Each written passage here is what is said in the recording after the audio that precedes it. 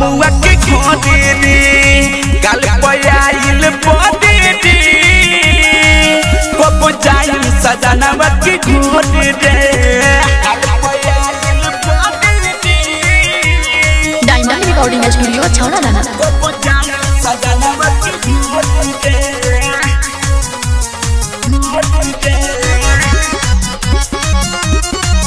कब जाई सजनवा के खोदे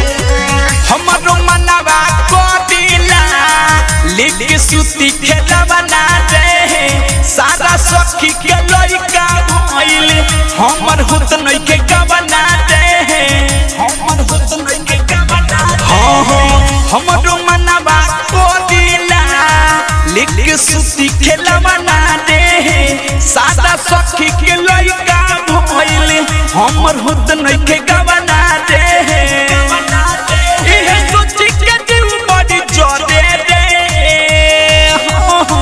गाल पयाइल पदे रे कब जाई बलमुआ के खोदे रे गाल पयाइल पदे रे कब जाई सजनवा के खोदे रे कब जाई सजनवा के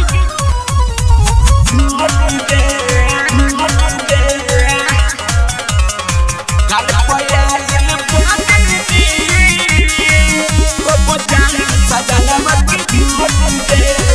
सवन सजाम त बुझते नइखे ए सखी दुखबा हमार हो अलबेला सुख कहिया लेके ओहे डोली कहार हो अजा चंद सब त बुझते नइखे ए सखी दुखबा हमार हो अलबेला सुख कहिया लेके ओहे डोली कहार हो दूध भइल फूलन बड़े बड़े रे गाल पयाइल पदे रे कब जाई सजनवा के खोदे रे गाल पयाइल पदे रे कब जाई बलमुआ के खोदे रे टोली छोड़ी सियान होई कोई जवान चोली छोड़ी सियान होई कोई जवान हम कोदे के मन बड़ा कोदे दे गाल पयाइल पदे रे कब जाई बलमुआ के खोदे रे गाल पयाइल पदे रे कब जाई सजनवा के खोदे रे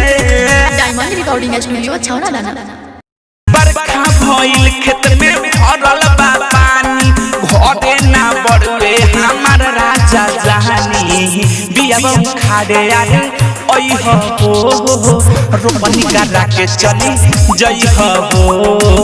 बियाबा खाड़े आरे ओइ हो